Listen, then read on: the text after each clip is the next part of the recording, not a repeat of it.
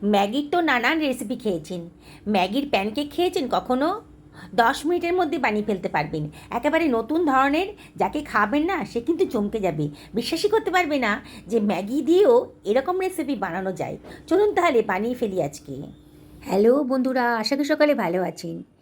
একটা ম্যাগির প্যাকেট, একটা ডিম আর এক বাটি সুজি দিয়ে অসম্ভব টেস্টি একটা রেসিপি আজকে বানাবো। Breakfast recipe. শুধু বাড়ির বাচ্চারা না, বড়রাও কিন্তু চেয়ে চেয়ে খাবে। একেবারে নতুন ধরনের রেসিপি। চলুন তাহলে বানিয়ে ফেলি। আমি এক বাটি সুজি একটা মিক্সার গ্রাইন্ডারের ভেতর নিয়ে নিয়েছি। আর এর ভেতরে দিয়ে দিচ্ছি ম্যাগিটা, প্যাকেট থেকে ছিঁড়ে ম্যাগিটাকে ভেঙে টুকরো টুকরো করে এর ভেতরে দিয়ে দিচ্ছি। এবার এটাকে আমি গ্রাইন্ড করে নেব। দেখুন সুন্দরভাবে গ্রাইন্ডটা হয়ে গেছে।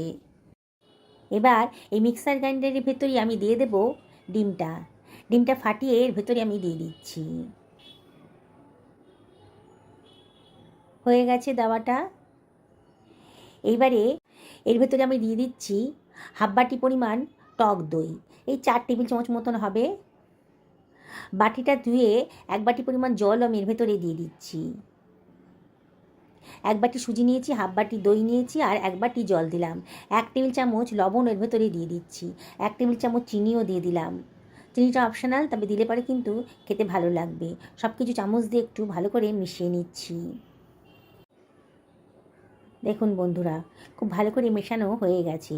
এবার এটাকে আমি গ্রাইন্ড করে নিচ্ছি। দেখুন কত সুন্দর একটা স্মুথ ব্যাটার তৈরি হয়ে গেল। এবার একটা বোলের ভেতরে আমি এই ব্যাটারটাকে রেখে দিলাম। গ্রাইন্ডারটা ধুয়ে অল্প জলও এর ভেতরে দিয়ে দিচ্ছি, কোনো কিছু নষ্ট করব না। এবার চামচ দিয়ে সব কিছু খুব ভালো করে মিশিয়ে নিচ্ছি।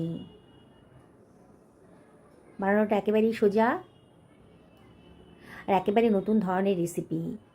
ব্রেকফাস্টে একঘেয়ে জিনিস বানাতে বানাতে বোর হয়ে গেছেন তো, আজকে এইভাবেই বানিয়ে দিন। দেখবেন সবাই দারুণ খুশি হয়ে খেয়ে নেবে।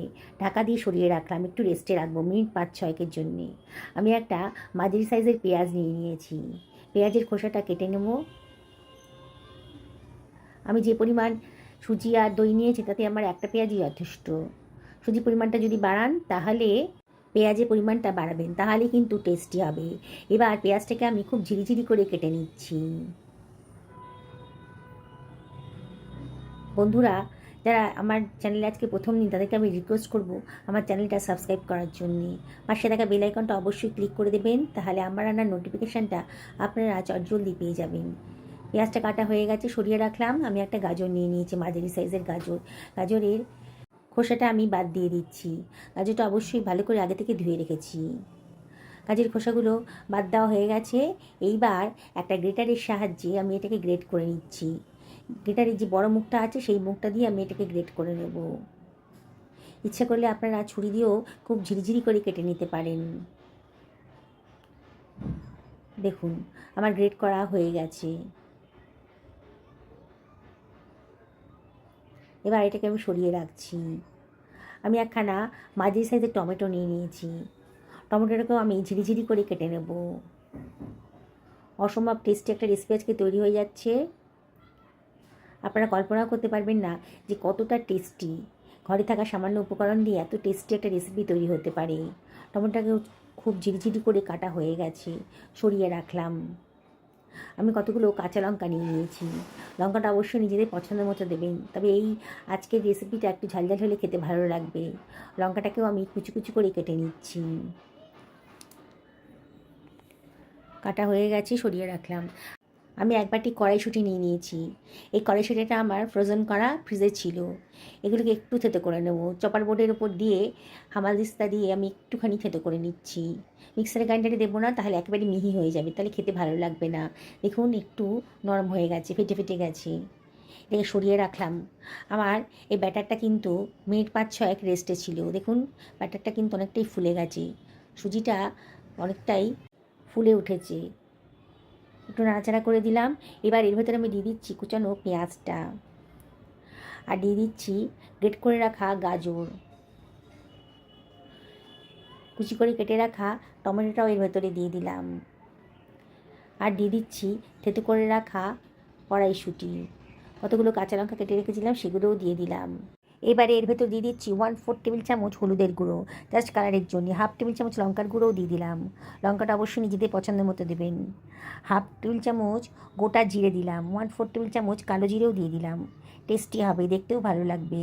1 টেবিল চামচ গোলমরিচের গুঁড়ো দিয়ে দিলাম, আর দিয়ে দিচ্ছি 1/2 টেবিল চামচ গরম মশলার গুঁড়ো, খানিকটা কারি পাতা কুচি করে কেটে রেখেছিলাম দিয়ে দিলাম। এবার সব কিছু খুব ভালো করে মিশিয়ে নিচ্ছি।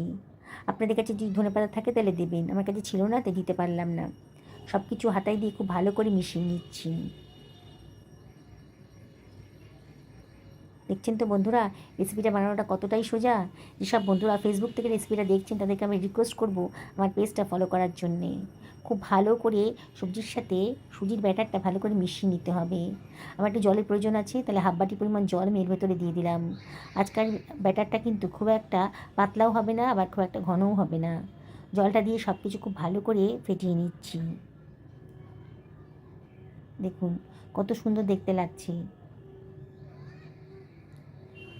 এবার এর ভেতরে আমি দিয়ে দিচ্ছি ম্যাগি মশলা, অসম্ভব টেস্টি হবে। দিয়ে আবারও সব কিছু খুব ভালো করে মিশিয়ে নিলাম। বললাম তো শুধু বাচ্চারা না, বড়রাও কিন্তু চেয়ে চেয়ে খাবে, এতটাই টেস্টি হবে। দেখুন সব কিছু খুব ভালো করে মেশানো হয়ে গেছে। এবার 1/2 টেবিল চামচ ইনো দিয়ে দিলাম, আর সামান্য একটুখানি 1/2 টেবিল চামচ জলও দিয়ে দিলাম, ইনোটা অ্যাক্টিভ হয়ে যাবে। দিয়ে আবারও সব কিছু ভালো করে মিশিয়ে নিচ্ছি। ইনোটা মেশানোর পর কিন্তু আর ওয়েট করা যাবে না, সঙ্গে সঙ্গে ওভেনে এটাকে ভেজে ফেলতে হবে। দেখুন সব কিছু খুব ভালো করে মিশিয়ে দিচ্ছি। ইনো না থাকলে আপনারা খাবার সোডাও দিতে পারেন। এখানে একটা ফ্রাই প্যান গরম করতে দিয়ে দিয়েছি, ফ্রাই প্যানটা যেন বেশ গরম হয়ে গেছে, একটুখানি অয়েল ব্রাশ করে দিলাম। আজকে প্রায় বিনা তেলেই আমি এই রেসিপিটা বানিয়ে ফেলবো। এবার হাতাই করে আমি এর ভেতরে খানিকটা ব্যাটার দিয়ে দিলাম, দিয়ে হাতাই করে একটু ছড়িয়ে দিচ্ছি। দেখুন কত সুন্দর একটা রেসিপি তৈরি হয়ে যাচ্ছে। এবার ঢাকা দিয়ে দেব মিডিয়াম টু লো ফ্লেমে 1.5 থেকে 2 মিনিটের জন্য। প্রথমবার বানাতে একটু টাইম লাগবে, পরে কিন্তু ঝটপট করে বানানো হয়ে যাবে। দেখুন ওপরটা শুকনো শুকনো হয়ে গেছিলো, তখন আমি আবার ঢাকাটা তুলে একটুখানি অয়েল ব্রাশ করে দিলাম। খুব অল্প তেলেই কিন্তু রান্নাটা হয়ে যাবে, সামান্য তেলে। এবার এটাকে আমি উল্টে দিচ্ছি। দেখুন কত সুন্দর করে ভাজা হয়ে গেছে, আর সুন্দর কালারও এসে গেছে। একটু চিপে চিপে ধরবেন, এতে ভেতরটা পুরোপুরি ভালো করে ভাজা হয়ে যায়। এপিট ওপিট উল্টে পাল্টে এটাকে ভেজে নেবেন। বাচ্চাদের টিফিনে, হাজব্যান্ডের লাঞ্চ বক্সে, এমনকি ডিনারেও কিন্তু আপনারা এটা বানিয়ে ফেলতে পারেন। অসম্ভব টেস্টি। আমি এটা ননস্টিকে বানালাম, এবার আমি তাওয়াতে বানাচ্ছি। তাওয়াতে বানাতে গেলে কিন্তু তেলের পরিমাণটা একটু বেশি লাগবে। ননস্টিকে বানাতে গেলে কোনো তেলের প্রয়োজনও নেই, সামান্য একটু অয়েল ব্রাশ করে দিলেই হবে। তাওয়াতে তেলটা যখন বেশ গরম হয়ে গেছে, তখন আমি হাতাই করে খানিকটা ব্যাটার তুলে চাটুতে দিয়ে দিচ্ছি, বা তাওয়া বলুন বা চাটু বলুন দিয়ে দিচ্ছি। একটু ছড়িয়ে দিলাম। এবার ঢাকা দিয়ে প্রায় মিনিট খানেক মতো রান্না করে নেব। প্রথমটা রান্না করতে একটু টাইম লাগে, পরেরগুলো রান্না করতে কিন্তু বেশি টাইম লাগবে না। এবার এটাকে আমি ওপর থেকে আরেকটুখানি 1/2 টেবিল চামচ মতো অয়েল ব্রাশ করে দিচ্ছি হাতায় দিয়ে। এটাকে আমি উল্টে দিলাম, হয়ে গেছে। এবার খুন্তি দিয়ে ধরে ধরে একটুখানি চাপ দিয়ে দেখতে হবে যে সুন্দরভাবে এটা ভাজা হয়ে গেছে, ভেতরটা পুরোপুরি ভাজা হয়েছে কিনা আর কি। এপিট ওপিট ভালো করে উল্টে পাল্টে ভেজে নিচ্ছি। হয়ে গেছে। এবার একটা সার্ভিং প্লেটে আমি এগুলোকে সার্ভ করে দিচ্ছি।